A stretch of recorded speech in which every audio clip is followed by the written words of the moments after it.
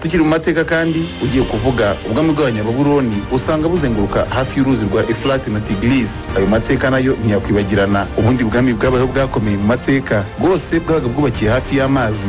Ikintu gakondo cyabaga gikenewe mu buzima bwa buri munsi. Urugero ubwami bw'Abagereki ndetse n'ubwami bw'Abaromani ubwo bwose bwashingiraga ku nyanja Mediterane. Mu mateka ubwami bwose bwabayeho bwabaga buri hafi y'amazi. Bivuze ko amazi ashobora kuba isoko y'ubuzima bwose bushoboka. Uvuze nk'ubwami bw'Abashinwa uhita wumva uruzi rw'umuhondo cyangwa se Yangtze Kiang.